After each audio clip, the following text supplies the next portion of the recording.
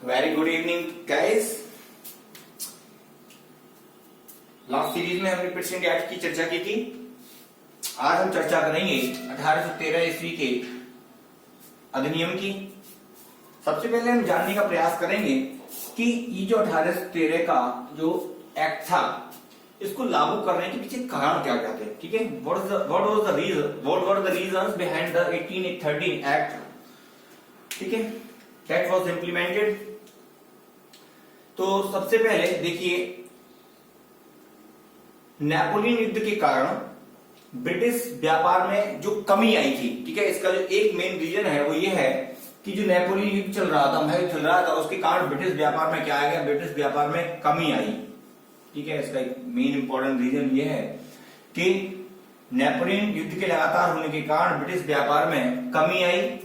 दूसरा जो रीजन है वो ये है कि ब्रिटिश व्यापारियों के जो द्वारा कंपनी का व्यापार को निजी व्यापारियों के लिए खोलने की मांग उठने लगी कि कंपनी के एकाधिकार को यहां समाप्त किया जाए और भारत में ब्रिटिश नागरिकों के लिए भी व्यापार करने की अनुमति प्रदान की जाए।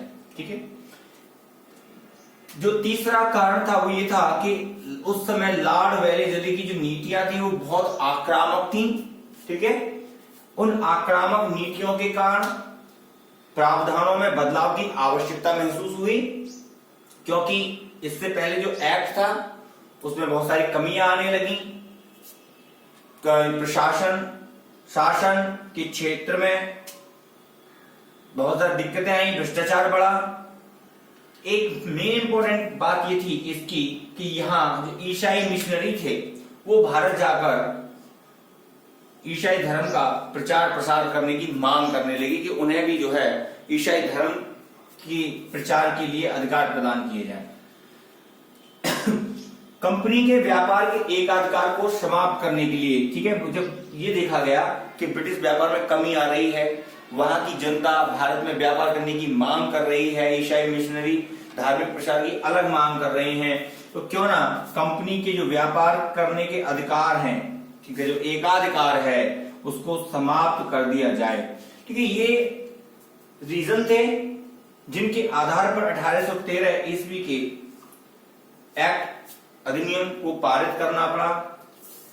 इस अधिनियम के जो मुख्य प्रावधान है, आइए उनके बारे में चर्चा करते हैं।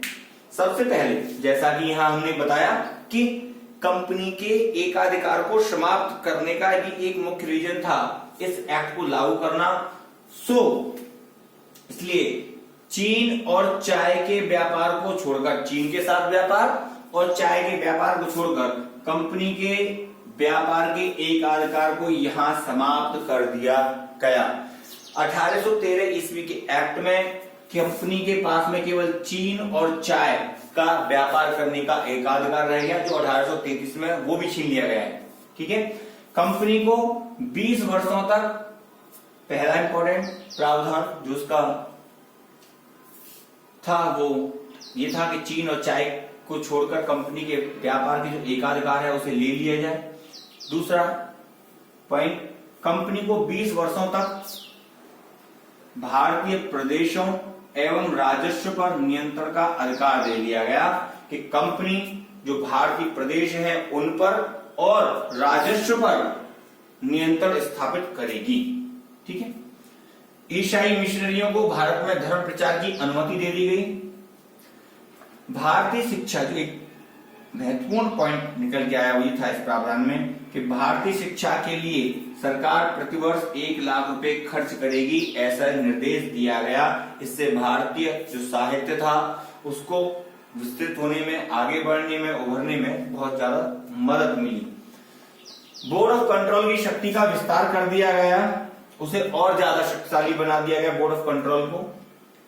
कंपनी को भारत का यहां प्रशासक घोषित कर दिया गया। देखिए, अब तक वो केवल एक व्यापारिक इकाई थी। सन 1600 ईस्वी में जब कंपनी भारत में आई तो व्यापार करने के लिए आई और व्यापार करने के साथ साथ धीरे धीरे उसने जो है वहां भारत में शिकंजा कसना स्टार्ट किया, प्रारंभ किया और यहाँ आकर 1813 में आकर उसे प्रशासक घोषित कर दिया गया, यानी वो व्यापारिक इकाई नहीं रह गई, उसे क्या कर दिया गया, प्रशासक इकाई घोषित कर दिया गया, वो प्रशासन करेगी।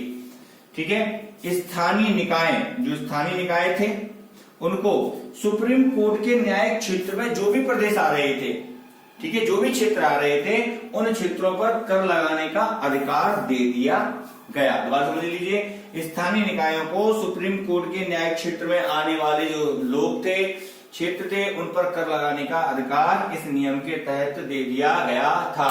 तो गाइस, ये थे 1813 एक्ट के कुछ महत्वपूर्ण बिंदु। अक्सर पेपर में जो पूछा जाता है वो इंपॉर्टेंट पॉइंट ये है, एक सवाल यहाँ से, क्वेश्चन यहाँ से बन जाता है। ठीक है। और यहाँ ये निश्चिंतन का जो सिद्धांत है 1 लाख रुपए वाला, ये भी पूछ लिया जाता है। ठीक है। और प्रशासन, ठीक है, कुछ इंपॉर्टेंट पॉइंट हैं जो हमें ध्यान में रखने हैं, जो अक्सर पेपर में पूछे जाते हैं। आई होप आपको अच्छा लगा होगा। आप प्लीज कमेंट करके और मुझे मोटिवेट कर सकते हैं, जिससे कि कोई कमी हो रही है उसको मैं ठीक कर सकूं। Thank you very much.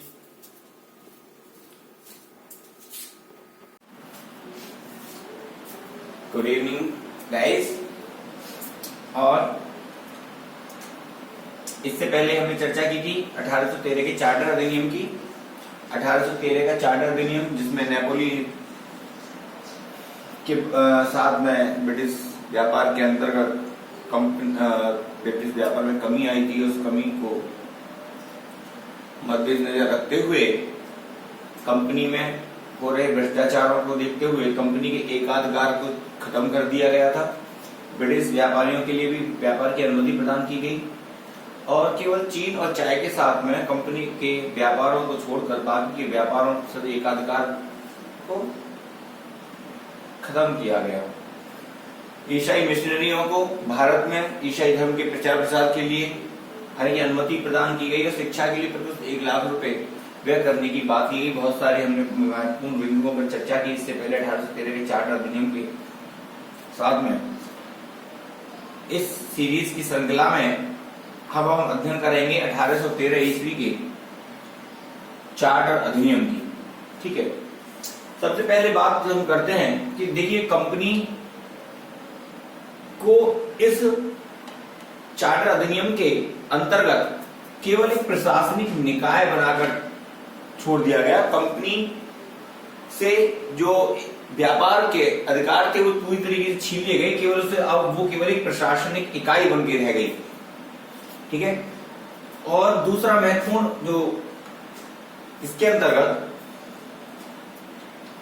Changes हुआ वो ये हुआ कि अब तक जो बंगाल का गवर्नर जनरल था, जिसके अंदर मद्रास, बंबई जैसी प्रेसिडेंटियों के भी गवर्नर थे, अब बंगाल के गवर्नर जनरल को संपूर्ण भारत का गवर्नर जनरल बना दिया गया। ठीक है। और लॉर्ड विलियम बेंटिंग प्रथम भारत के प्रथम गवर्नर जनरल बने। इन्हें अब उनके अधिकारों की बात करते हैं। लॉर्ड विलियम बेंटिंग जो भारत के प्रथम गवर्नर जनरल बने, उनको नागरिक और सैन्य शक्तियां दे दी गई। ठीक है। ये इन्हें समस्त जनता के ऊपर और सैन्य जो सैनिक थे, सैन्य शक्तियां थी, उनके ऊपर कानून बनाने का अधिकार प्रदान कर दिया गया। गवर्नर जनरल को संपूर्ण भारत में कानून निर्माण के असीमित, वही बात मैंने आपसे कही थी, जब बंगाल के गवर्नर जनरल को संपूर्ण भारत का गवर्नर जनरल बनाया गया, तो उसे संपूर्ण भारत में कानून निर्माण करने, यानी नागरिक और सैन्य शक्तियां, और ये भी असीमित मात्रा में दी गई। कानून निर्माण की असीमित शक्तियां प्रदान की गई और मद्रास और बंबई के गवर्नरों की विधायी शक्तियां खत्म कर दी गई। यानी कि अब मद्रास और बंबई के जो गवर्नर थे वो अब कानून बना नहीं सकते थे, उनके कानून बनाने का अधिकार वापस ले लिया गया। 1833 के चार्टर अधिनियम से पहले जो भी कानून बने उन्हें नियामक नाम दे दिया गया, वो नियामक कहलाए। और इस चार्टर अधिनियम के अंतर्गत बनने वाले कानून को एक्ट या अधिनियम कहा जाने लगा, वो अधिनियम कहे जाने लगे। ठीक है। अब हम बात करते हैं कि जो 1833 ईस्वी का चार्टर अधिनियम था, देखिए इंग्लैंड में औद्योगिक क्रांति, ये जो चार्टर अधिनियम था ये परिणाम था इंग्लैंड में हुई औद्योगिक क्रांति का। ठीक है। यह एक्ट इंग्लैंड में हुई औद्योगिक क्रांति का परिणाम स्वरूप था और जो संकल्पना थी, इसकी जो संकल्पना थी वो उदारवादी संकल्पना के आधार पर आधारित था, यानी जो बेस था वो था उदारवादी। ठीक है, उदारवादी संकल्पना के आधार पर इस एक्ट को लागू किया गया। इसे हम सेंट हेलेना एक्ट भी कहते हैं। क्या कहते हैं? सेंट हेलेना एक्ट भी कहते हैं। ठीक है, नेक्स्ट पॉइंट देखिए, इससे पहले जब हमने 1813 की चार्टर अधिनियम की चर्चा की और उससे पहले ब्रिटिश इंडिया एक्ट 1784 की चर्चा की, तो गवर्नर जनरल की जो कार्यकारी समिति थी उसकी संख्या घटाकर क्या कर दी गई? 3 कर दी गई थी। लेकिन यहां फिर से गवर्नर जनरल की जो क्योंकि अब वो संपूर्ण भारत का गवर्नर जनरल था, तो यहां क्या कर दिया गया? उसकी संख्या 4 कर दी गई। क्या कर दी गई? 4 कर दी गई। और जो एक व्यक्ति बढ़ा वो व्यक्ति था विधि का व्यक्ति। ठीक है, वो विधि सदस्य के रूप में बढ़ा। जो चौथा सदस्य था वो विधि सदस्य के रूप में बढ़ा और लॉर्ड मैकाले विधि की सदस्य के रूप में नियुक्त होने वाले व्यक्ति थे। ठीक है, इस अधिनियम के अंतर्गत गवर्नर जनरल को एक विधि आयोग गठन करने की शक्ति प्रदान की गई और उसने विधि आयोग जो गठन किया, ठीक है, उसमें एक विधि आयुक्त की नियुक्ति की, वो भी गवर्नर जनरल का अधिकार था। ठीक है, ये भी उसको अधिकार दे दिया गया। और लॉर्ड मैकाले, ठीक है, लॉर्ड मैकाले उस विधि आयोग के प्रथम अध्यक्ष बने। ठीक है, ये इंपॉर्टेंट पॉइंट है, बहुत इंपॉर्टेंट पॉइंट, कि चौथा व्यक्ति बड़ा था कार्यकारी समिति में वो लॉर्ड मैकाले ही थे विधि के सदस्य के रूप में। और जब भारत के गवर्नर जनरल ने विधि आयोग का गठन किया तो जो प्रथम विधि आयोग बना था उसके जो प्रथम अध्यक्ष थे वो लॉर्ड मैकाले थे। ठीक है, इसके द्वारा, ठीक है, ये जो क्या हुआ, इसके द्वारा भारत में दासता प्रथा को भी अवैध घोषित कर दिया गया और 1843 ईस्वी में संपूर्ण भारत से दासता प्रथा की समाप्ति की घोषणा कर दी गई। देखिए, भारत में जब दासता प्रथा 1843 में समाप्त हुई तो गवर्नर जनरल कौन थे?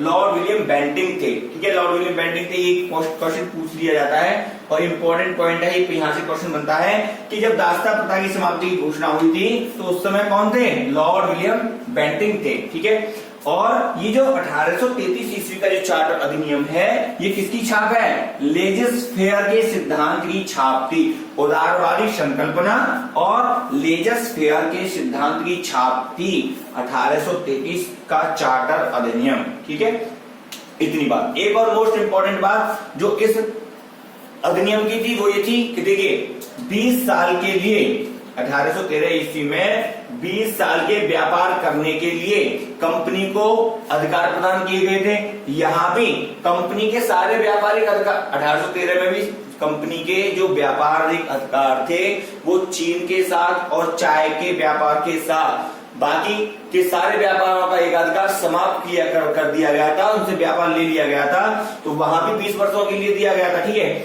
यहां भी कंपनी के क्या हुआ, अब क्या होता है, यहां जो चीन और चाय के साथ व्यापार करना रह गया था, यहां भी चीन तथा चाय के व्यापार के एक अधिकार को कंपनी को समाप्त कर दिया गया।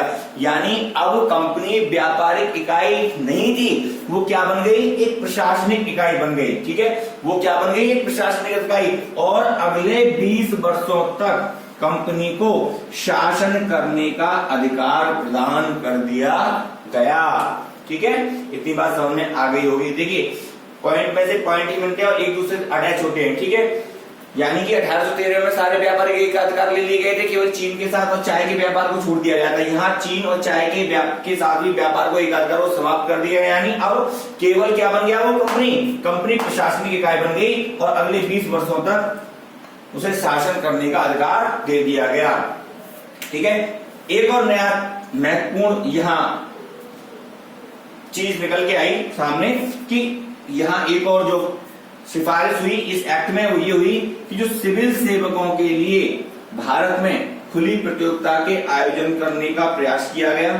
ठीक है, लेकिन कोर्ट ऑफ डायरेक्टर ने इसका अपोज किया, विरोध किया, इसे फिलहाल की पोजीशन में उस समय बंद कर दिया गया। लेकिन शुरुआत करने का सिविल सिविल सेवकों के लिए प्रतियोगिता का आयोजन करने का यहाँ प्रयास किया गया था। तो गाइस 1833 ईस्वी के चार्टर अधिनियम के जो भी मुख्य बात थी, मुख्य पॉइंट ऑफ व्यू थे जो पेपर में अक्सर पूछे जाते हैं, वो मैंने आपके सामने यहाँ रखे और निश्चित रूप से ये बहुत ही आपके लिए लाभकारी होंगे। Thank you.